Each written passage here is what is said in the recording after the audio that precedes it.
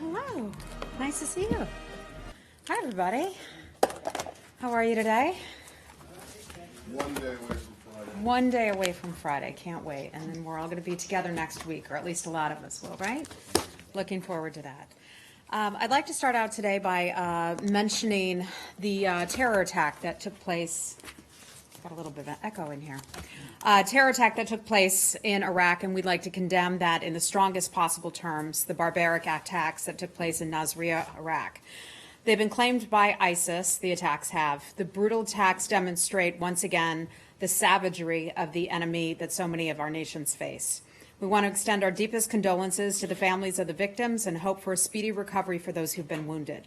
The attacks are a reminder that all Iraqis must remain focused on defeating ISIS.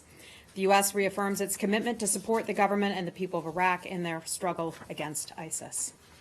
The second thing I'd like to announce is the Community of Democracies Ministerial, which will take place here in Washington tomorrow.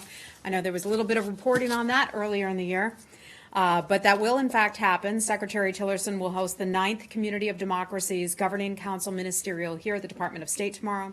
The United States is hosting this ministerial as we complete our 2-year presidency of the Community of Democracies, and will bring together more than 90 governments and more than 50 representatives from civil society groups around the world. The ministerial will focus on current challenges and the enduring connection between democratic principles and economic development.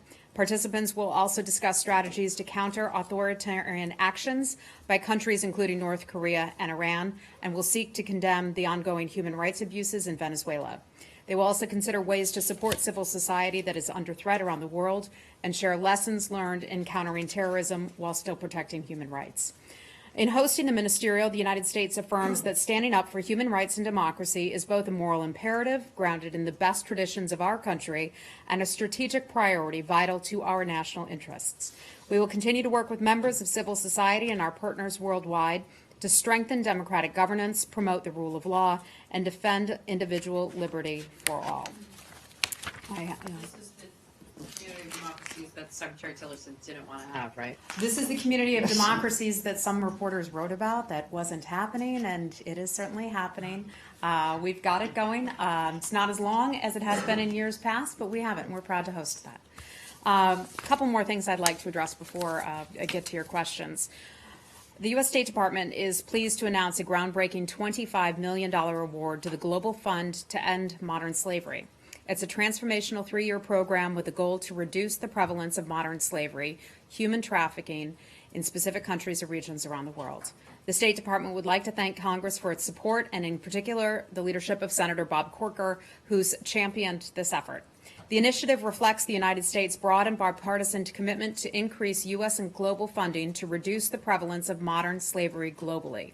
Its goal is to leverage U.S. funds to build a significant resource base with contributions from other governments and private donors, and develop a global platform of data, analysis, and lessons learned to inform and improve global efforts to combat modern slavery.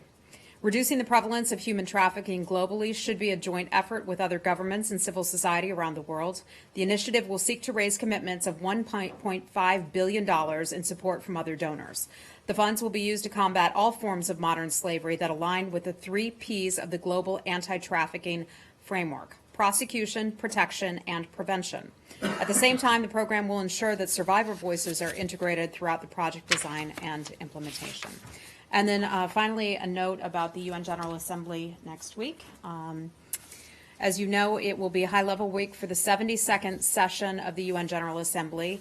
It opened on Tuesday, and I'd like to start off by letting you know that Secretary Tillerson and the Department have identified a few key goals for our engagement with the international community. We have 5 overarching priorities this year. The first is taking bold steps on UN reform. The second, broadening multilateral and counterterrorism efforts to defeat ISIS and other terror organizations. Humanitarian assistance, in particular for refugees and the communities that host them. De-escalating the Syrian conflict. And finally, addressing the threat to global peace and security posed by North Korea. The state delegation will be led by Secretary Tillerson. He will be joining the President and other senior leadership from the White House, the State Department, and USAID Administrator Mark Green will join us, as will participants from other agencies. On the larger question related to the president's schedule and high-level events during the week, I will ask you to hold off on some of your additional questions for the White House. They will be announcing part of the schedule in conjunction with Ambassador Haley and also National Security Advisor McMaster. They will talk about that at the White House tomorrow. And with that, I will take your questions. Right. Speaking of the White House, since they have not yet, and apparently may not now, put their names to the sanctions waiver extensions that were granted to Iran today, could you talk about that? Sure. So the Secretary in London today, and he made an announcement a couple hours ago in which he started talking about that. So I want to first, in case you missed it, cover some of what the Secretary had to say.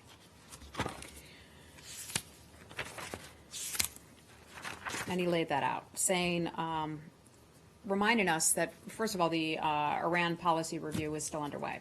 So while that is ongoing, we had a deadline that was today. The Trump administration is continuing to review and develop its policy on Iran, said the Secretary. It is still underway. There have been several discussions internally among the NSC, the White House, and also the State Department, but no decisions have been made just yet. He said, I think it's worth noting that the administration continues to review the JCPOA and that President Trump has made clear to those of us who are helping him develop this policy that we must take into account the totality of Iranian threats, not just Iran's nuclear capabilities. That is one piece of our posture toward Iran. And I think if one revisits the preface to the JCPOA, the preface reads this, and we have talked about this here a lot, that Iran would need to contribute positively to international peace and security. So the Secretary spoke to that a short while ago. Overall, in terms of the overall administration, we did a lot today. The administration enacted tough new Treasury sanctions against 11 entities and individuals, some of those entities were responsible for cyber attacks on U.S. financial institutions. The Department of Treasury has more information about those specific sanctions, but the point is that we continue to look at some of the reckless, malign behavior of the Iranian regime. I want to continue to point that out. That's one of the reasons that we are here talking about this. We consider it to be reckless. We consider it to be dangerous. And I think it's always worth reminding folks just how bad that government can be. Not the people, the government. A full range of their malign activities. Let's remember what it includes: ballistic missile development, material and financial support for terrorism and also extremism, not just within their own country but around the globe. Complicity in the Assad regime's atrocities against the Syrian people, an unrelenting hostility to Israel, consistently threatening freedom of navigation, especially in the Persian Gulf. We have seen that as have our U.S. Navy sailors. Cyber attacks against the United States, ergo the sanctions today. Human rights abuses, arbitrary detention of foreigners, including U.S. citizens. The Iran policy from this administration will address the totality of what the Iranian regime is doing. I mentioned the 11 new entities that were sanctioned. In addition to that, and I know this is what you're most interested in perhaps, Matt, the administration did approve waivers in order to maintain some flexibility as we support on Capitol Hill and among allies and partners to address the flaws in the JCPOA and additional time to develop our policy to address the full range of Iranian malign behavior.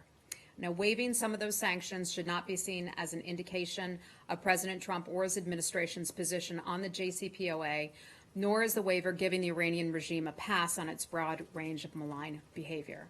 Again, no decisions have been made on the final JCPOA. We still have some time for that.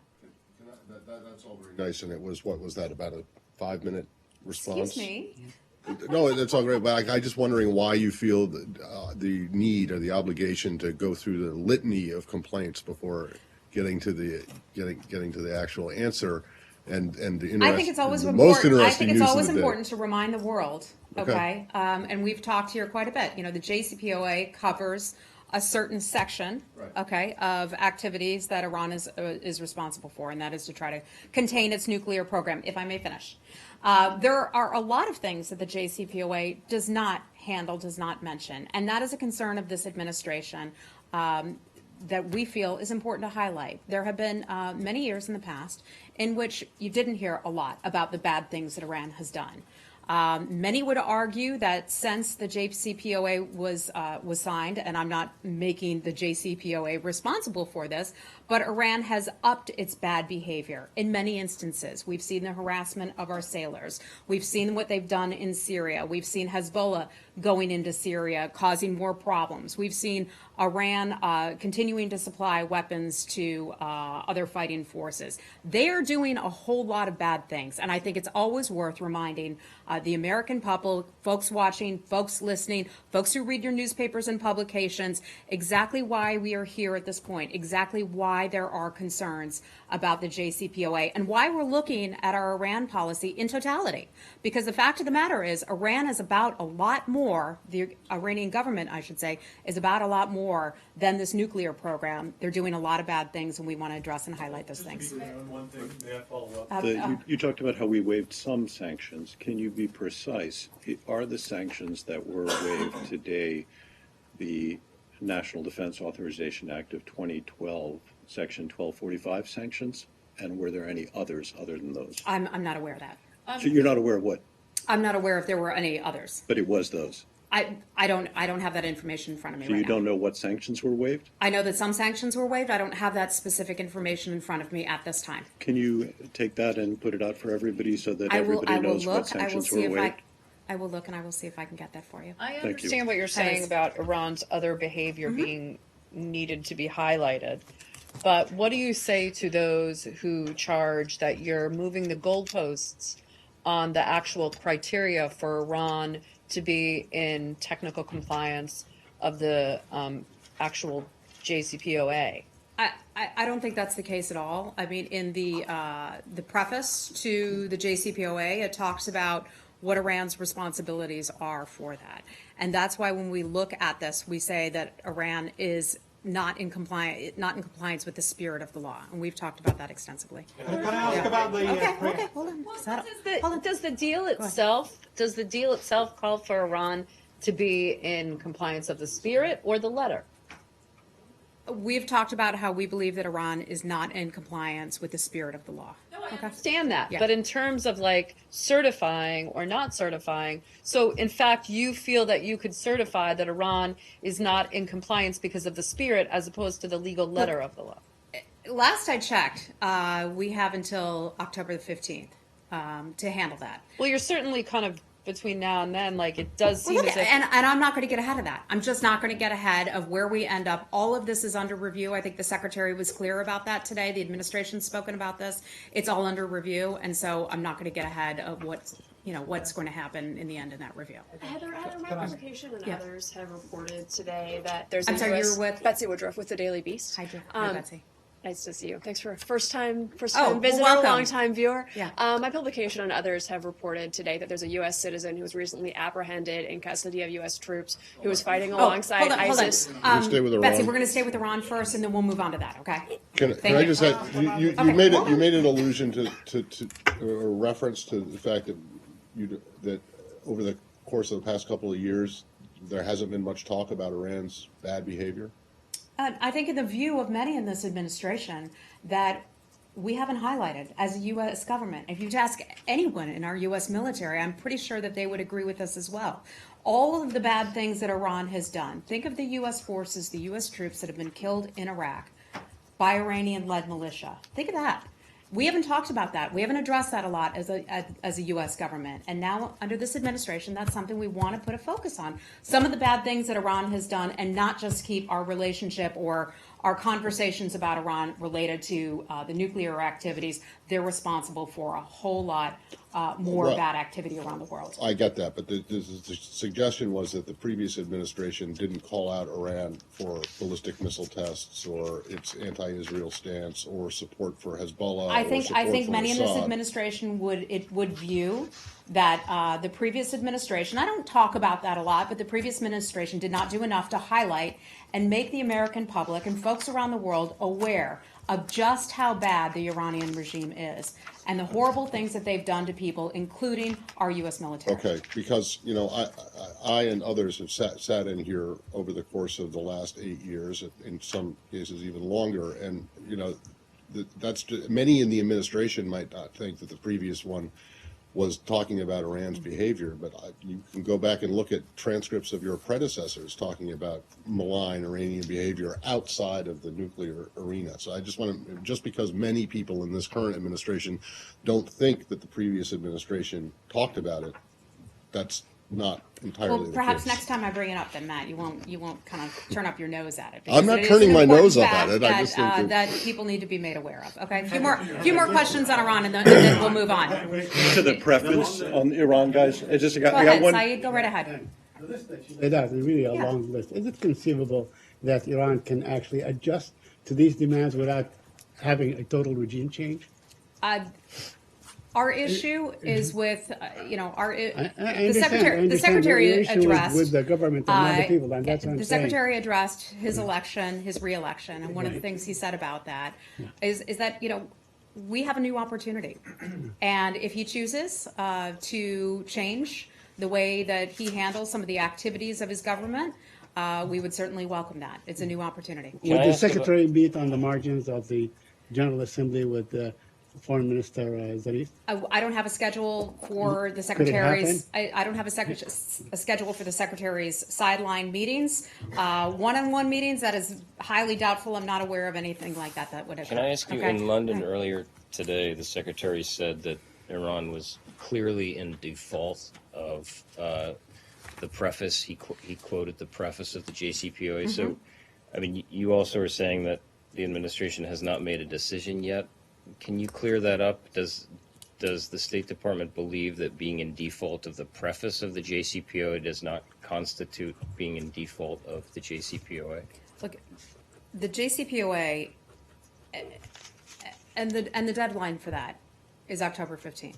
Okay, so we have that time. Okay, I'm not going to get ahead of where we're going to end up standing on the JCPOA at this time. The secretary talked about under the JCPOA, Iran is supposed to positively contribute to regional and international peace and security. I think we've been clear that we believe that they're in default of the, they are not in compliance with the spirit of that, and I'll just leave it at that. But I mean, just one quick follow-up. I mean, I'm sorry. It's not asking you to get ahead of it, but Yeah. he did say in those remarks that they are in default of the sentence of the preface, the JCPOA. So how does that not constitute a determination that they're in default? I think he said not in default of these expectations, and he said that immediately after he spoke about how under the JCPOA, Iran is supposed to positively contribute to regional and international peace and security.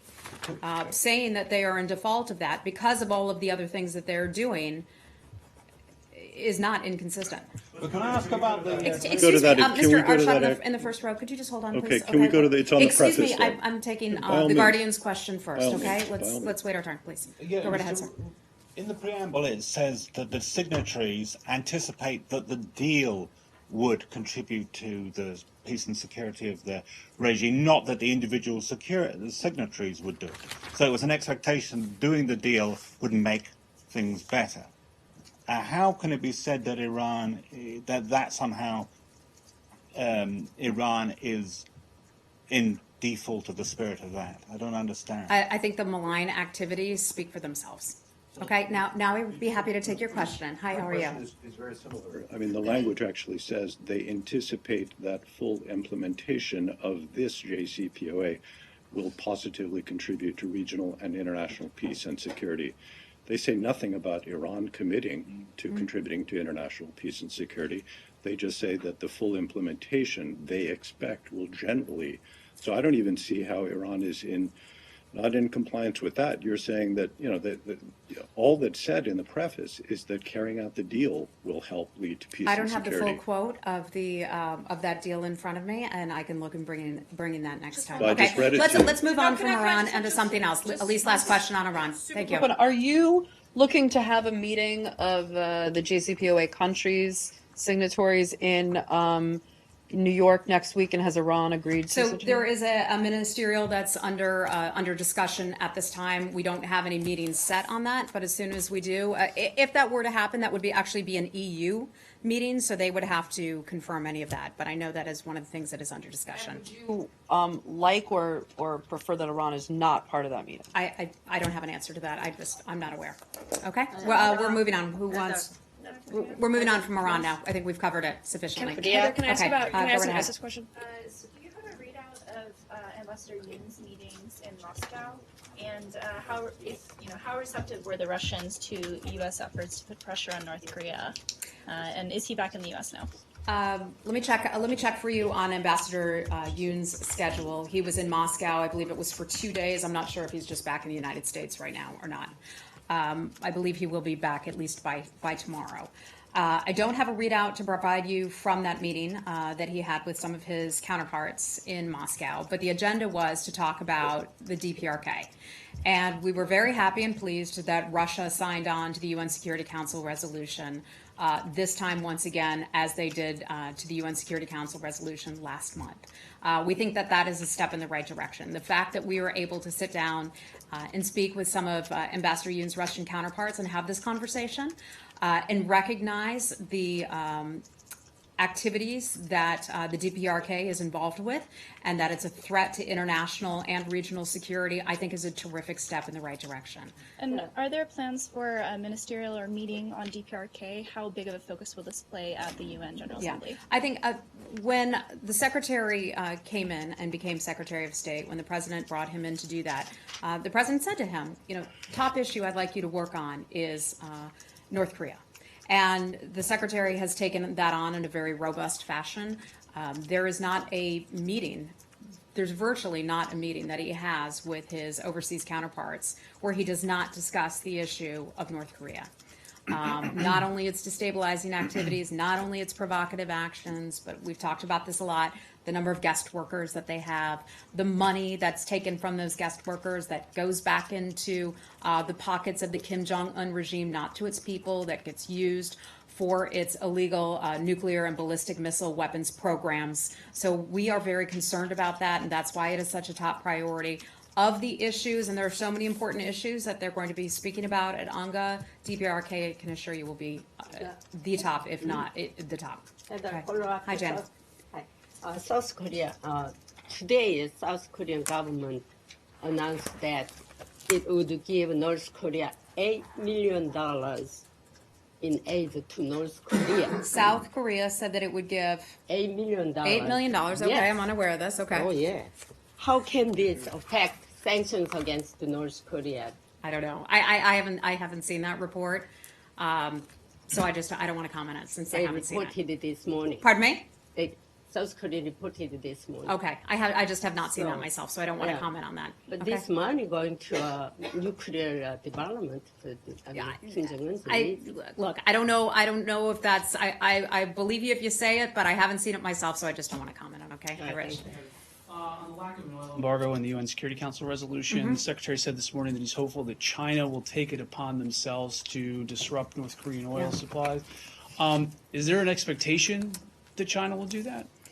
I think the Secretary was clear in what he said, that he hopes that they will. We're not going to, we can't force the Chinese to do anything, certainly. But I think that would be a strong show of support if they were to do that. I mean, we're happy with their vote in the UN Security Council. This vote, the last vote, they've been taking some steps in the right direction. That would be another step that they could take. We will continue to use all available options on the table if we were to impose additional unilateral sanctions. But we'll keep having conversations with the Chinese and other nations about that. And you expect this will be a central part of those conversations? It certainly could be, but I don't want to get ahead of any other additional conversations. Does that line, we can't force the Chinese to do it, does that apply to other countries and other issues, or is it just on China and North Korea? We're just talking about China right here. Okay. Yeah, thanks. Okay, anything else on North Korea? Well, Kim Jong-un did not accept UN sanctions against North Korea. Yeah, does that surprise you? That doesn't surprise me. That's what we Of course always not. do, but- Of course not. Okay, let's move on. Betsy, go right ahead. Yeah, my publication, Daily Beast, and others, including Fox News, have reported that there's a U.S. citizen who traveled to Syria, was fighting there alongside ISIS when he was apprehended by the Kurds and handed over to the U.S. military. My question is he currently in Syria or Iraq, and has the Red Cross had access to him? Do you have any information about just where he is? So I don't have a lot for you. I can tell you that we're aware of that report, that a U.S. citizen was detained. Beyond that, I just don't have any specifics on that. Let me check to see if I have anything additional, but I don't. This is early on. We just learned about this issue a couple hours ago, to my awareness at least, and I believe that is all we have. Well, it seems that he surrendered to Kurdish elements of the SDF in Syria. Okay. Are you saying you don't know, or you can't say because of privacy? Look, we don't have a lot of information on that. That is what is being reported. That is what somebody said. I can't confirm that. The DoD statement that they initially gave us said that we needed to ask the government of Iraq about it. Do you have any information That as who to would ask the government of Iraq that about it? our publication, when we were reporting this out, we reached out to CENTCOM, and they said they were deferring to the DOJ and the government of Iraq. Just from your post with the State Department, do you have any sense of why the government of Iraq could be involved in this issue with the U.S. citizen fighting with ISIS in Syria?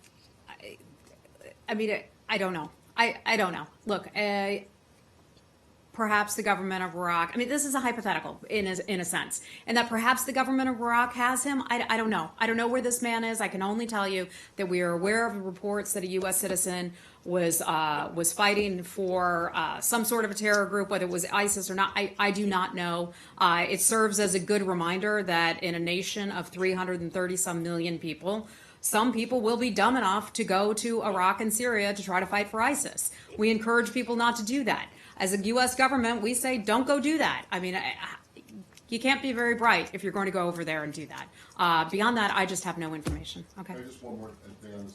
CENTCOM statement, the most recent one, says the coalition defers questions pertaining to captured ISIS fighters to their relative nations, departments of state, or equivalent agencies. I said, thanks, DOD. Yeah.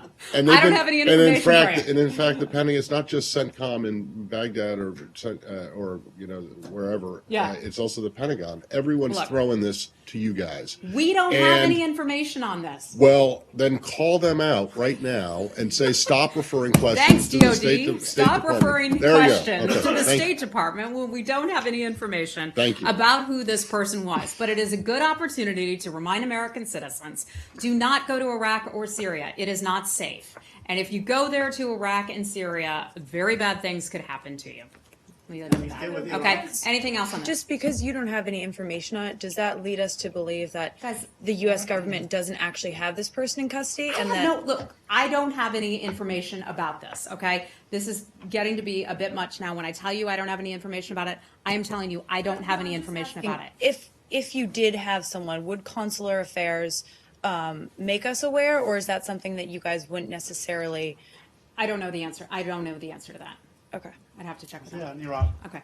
Today, the President's Office of the KRG, the Kurdistan region, issued a statement that he's looking at alternatives as a result of his meeting with Mr. McGurk and high-level He's looking at alternatives to what? To the referendum that is scheduled for the 25th of this month. Okay. Okay. So could you share with us if you have any idea as to what that alternative might be to the referendum, which would conceivably, result in an independent Kurdistan? Yeah, I'm not aware of that. I believe that Brett McGurk is still over there in the region, and I'm just not aware of what meetings he had and what came up with those conversations. But the U.S. government, as we have told you, we don't support the planned Kurdish referendum on September 25th because we feel that takes the eye off the ball of ISIS and that we should all remain focused on ISIS. And when I talked at the beginning of this briefing with that most recent attack that took place in Nineveh province, that's a good reminder why we can't take our eye off the ball, which is ISIS. Well, the Kurds are hoping that, even if they have a referendum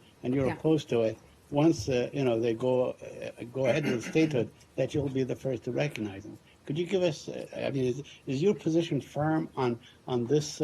Our position is firm that we don't support this referendum at this time. We do not support the referendum on Kurdish independence at the time because of ISIS. Okay. moving away from Iraq. Sure. That's okay. Can we talk about Cuba? Sure. I don't know if you have any new information to give us. I know sometimes you randomly have new details, new totals or something, but any response to the report from the Associated Press that includes some of the details of these attacks, including that for some people, they could hear a noise and feel an attack in certain parts of a room, but not others. Yeah. So I've certainly read the article with great interest, as did a lot of us. There's not going to be a lot that I'm going to be able to confirm about that report. I think all of this underscores that we are, at the State Department, very deeply concerned about what has taken place and what has happened to our American personnel who've been serving at our embassy in Cuba. It's a good reminder of the work that our people do each and every day to represent the United States in all across the world, and sometimes in very difficult situations. And this has certainly turned out to be a difficult situation for some of our people. I don't have any change in numbers to provide you at this time. We can certainly say that 21 people have been affected by this. We hope that that number will not increase. We certainly can't count that out. We are having our people medically tested. We have a full-time medical officer who is there in Cuba. But as you know, we've talked about this before, our staff is also able to get medical treatment and tests and everything here on what I'll just call the mainland. They continue to undergo tests. Our folks are able to leave Havana, leave Cuba, and return back home if they wish to do so, if they wish to, I think we call it compassionate curtailment or something like that, where they're able to switch out a job. So if they're serving there in Cuba, they want to come home and do something else, they're certainly welcome to do so. The investigation into all of this is still underway. It is an aggressive investigation that continues, and we will continue doing this until we find out who or what is responsible for this. Does the number keep climbing because there have been new incidents, or because more people have seen medical professionals and gotten diagnosis? I think, so the last reported incident we have remains the same as what I told you before a few weeks ago, which was late August. We are not aware of anything that has taken place since that time, but our people continue to undergo tests.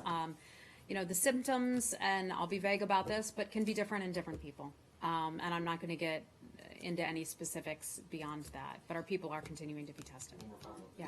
The incident at the end of August, you prior to that had said that there hadn't been any incidents since the spring. That's correct. Were there any then in between that you didn't know about until more recently? Not that I am aware of. Not that I'm aware of at this time. And because more information obviously keeps coming in on this, and the details have changed as more people have come forward. I know at one point the phrase "health attack" was used.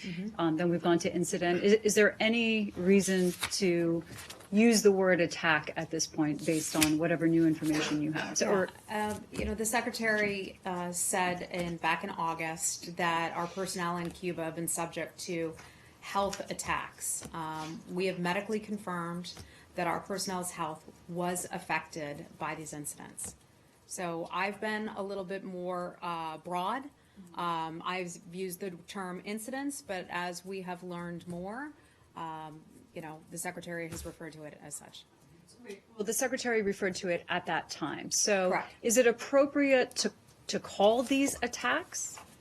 The Secretary called them health attacks. He certainly did. The health of Americans was in fact affected by it. Yeah, but it's the word attack that is the issue here. I understand. So, I mean, the reality is we don't know who or what has caused this, and that's why the investigation is underway. Okay, so for the people who remain there, because nobody really knows what's going on here, is there any kind of precaution that has been taken? I mean, I don't know what that would be, but can you say whether they've been able to identify things that they could do to try to avoid I know this? that we have, certainly our diplomatic security and others have been able to look through people's rooms and do searches and things of that nature.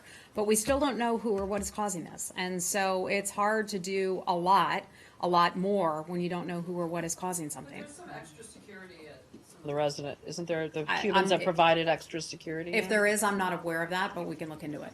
Have they changed anything about the living arrangements or the furnishings, or I mean, have they moved things out of the residences? I'm not sure. I can look into that and see what I can get for you. Heather, beyond compassionate curtailment, has there been any consideration at the State Department of maybe reducing staff of those who've not been affected, as it appears, whether it's a health attack or an incident or whatever, that this is a dangerous situation and the U.S. isn't sure what's causing it? I mean, look, it obviously is a dangerous situation when our people have been affected. We are tremendously concerned about that. We still have work that needs to be done. Our folks can come back to the United States if they wish to do so.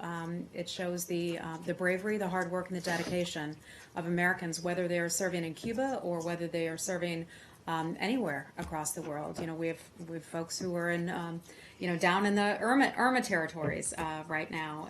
We have folks in Iraq and in Syria, all across the world, doing difficult jobs, and I want to recognize them and let them know that we care. We certainly have not forgotten about them, and that this investigation is aggressive. It's a multi-agency investigation, and that investigation will continue to figure out what's going on. I just want to clarify one thing. When you, in your answer to the first question, said you weren't able to confirm any of the details that were in the report, but you're not disputing anything in the report, are you? I'm not confirming. I'm not confirming anything in the report. That wouldn't be appropriate for me to do so, because some of what was reported was very detailed, and it would certainly go beyond anything that I understand that, but you're not taking issue with any specific parts of the story. Right?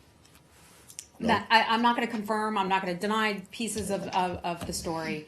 It just wouldn't be appropriate for me to do that, because then that, is akin to the State Department saying, yes, this happened, no, this happened, certain things about that. Have residences been changed at all? Michelle, not that I'm aware of, but I will certainly look into that for you. I think that is a good question. It's a question that deserves to be asked, and I will be sure to follow up with our diplomatic security folks about that. Is Cuba still cooperating with the U.S. investigation? Last I heard, yes, they have been. Okay. All right. Anything?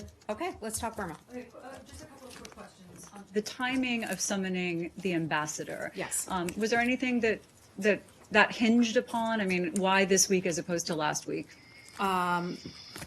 So let me clarify one thing about that. And I know you had reported that the ambassador to Burma was brought in here to the State Department yesterday to have a conversation with our Deputy Assistant Secretary, Patrick Murphy. Patrick Murphy is the one who, has been very active and very engaged on this. Deputy Assistant Secretary Murphy will be heading to Burma sometime this weekend for a trip next week, and that's when he'll be meeting with government officials. Among the things that he will be pressing for will be additional humanitarian access, reporter access, and expressing concern about the state of the Rohingya. I just want to clarify, though, so we're clear, we didn't call him in, as in the official call in. They agreed to a meeting. The ambassador came here, and then they had what was described to me as a tough conversation, obviously about a tough situation. And did that ambassador deliver any kind of, I mean, do they come in prepared to deliver any assurances, or what did they give? If they did, I am not aware of that. But I think it's a good sign that we have had a very highly engaged dialogue with the government there, between the ambassador, our U.S. ambassador, who is serving in Burma. He's had a lot of conversations with representatives of the government there. Our Deputy Assistant Secretary has as well. This is an issue we are very passionate about, and we continue to work on it. Some senators want to not expand military-to-military cooperation anymore with Burma. Does the Secretary feel that that's a good idea, or is he one who thinks more engagement is better? I'm not aware of what those members of Congress are asking us to do or not to do, so I would just have to refer you back to those members of Congress. I have not asked the Secretary that specific question. Okay, thanks. Okay. Anything else on Burma? Yes. Okay. Quick follow-up. Yes. Is he also planning to go to Bangladesh because of the Rohingyas, refugees are there? I'm not aware if he's going to Bangladesh. I know for a fact he's going to Burma. We have been pretty clear in thanking the government of Bangladesh for accepting so many of the Rohingya into their country to provide them at least a safer place. The United States has provided $63 million or so to internally displaced people as well as externally displaced people. I know that the country has received some of that money themselves in that assistance, but I don't know if he's traveling beyond Burma. And also, had Secretary spoken to Aung San Suu Kyi on this issue? Not at this point. And next week at UNGA, the Bangladeshi Prime Minister is coming. Does the Secretary have any plans to meet her?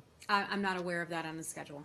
Okay. The Secretary was pretty forceful today in his comments about the situation there, and he kind of gave a nod to comments by other officials that have called it ethnic cleansing. Mm-hmm. And what is the position of the State Department? I know it's a very legal term. Yeah, it's a very technical thing.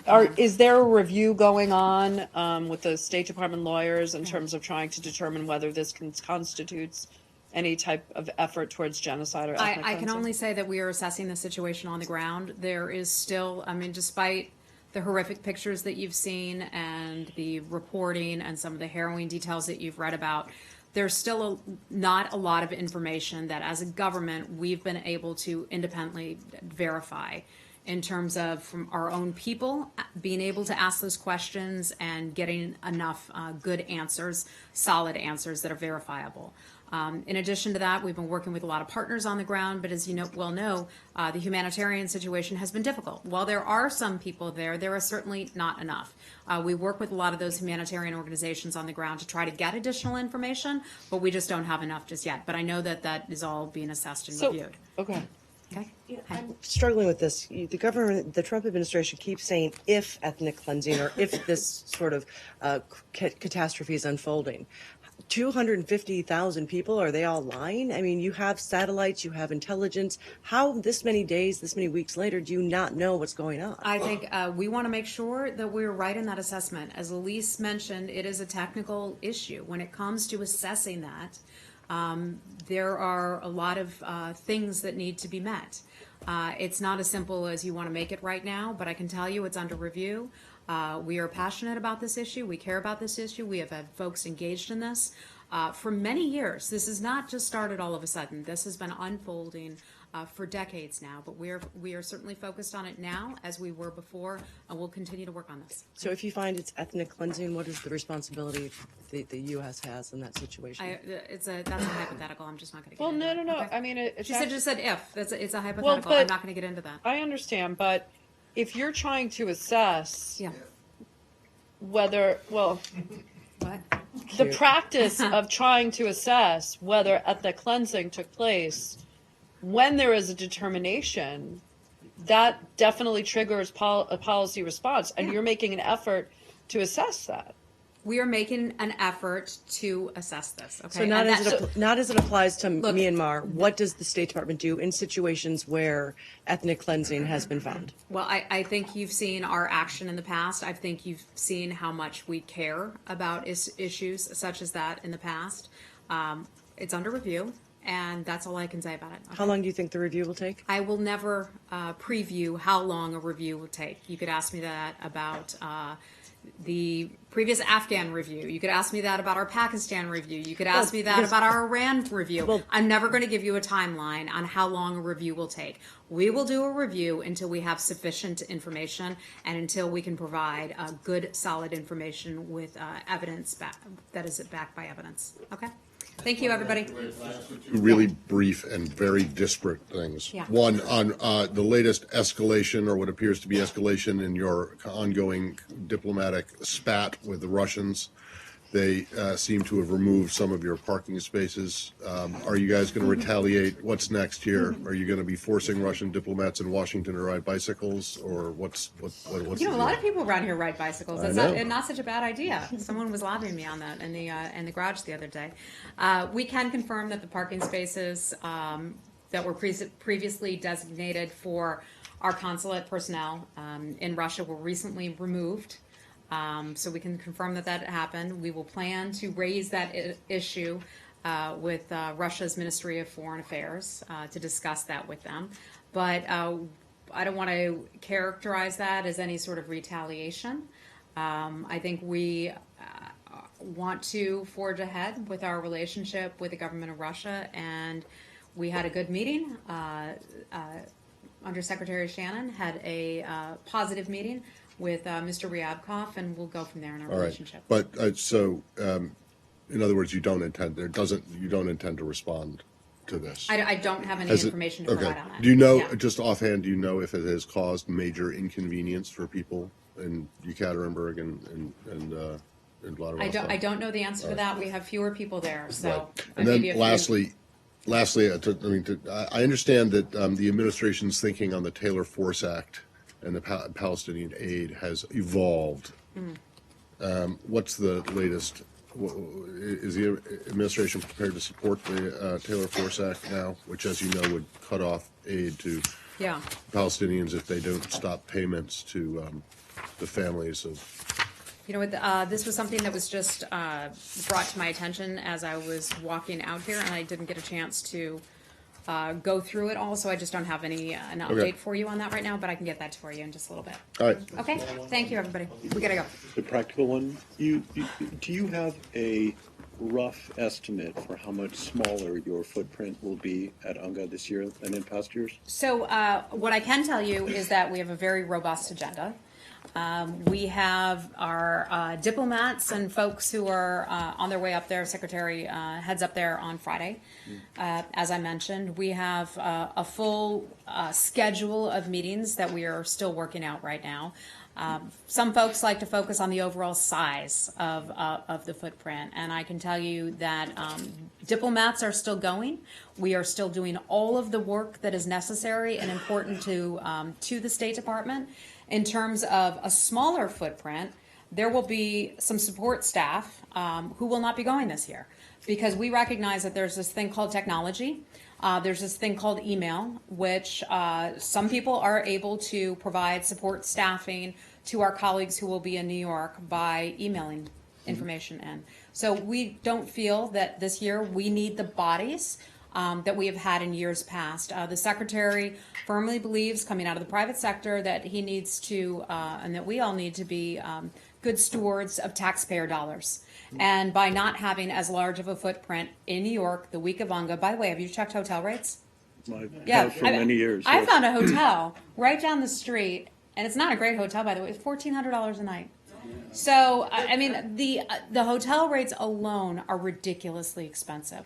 So by cutting back the number of support staff going, we feel like we'll still be able to do our job. We'll still be able to conduct diplomacy, but some of our folks will be back here in Washington or working from elsewhere. Do you have an estimate on the savings? I do not.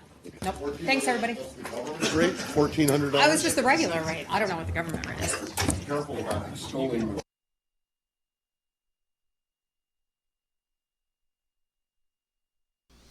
All right, folks, thank you very much for joining us and choosing us as your stream of choice.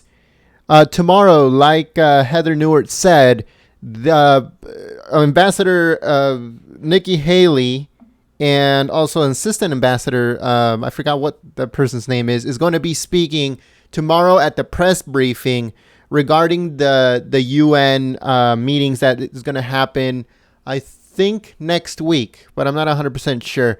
So make sure to stay tuned here at Golden State Times. Make sure that you subscribe and click the notification bell. That way you can get a heads up when we go live. And also, we're going to be uploading a whole bunch of news videos today. So if you guys like our coverage and our reports, please subscribe to the channel, click the notification bell. And if you guys can help us out, the link is in the description below. Thank you very much to the moderator for coming out and trying to keep the chat clean and enjoyable for everyone. I know that it was difficult, but thank you very much for all your hard work. And I hope to see you guys here next time. My name is Jen. I'm from Golden State Times, and I'll see you soon. Peace.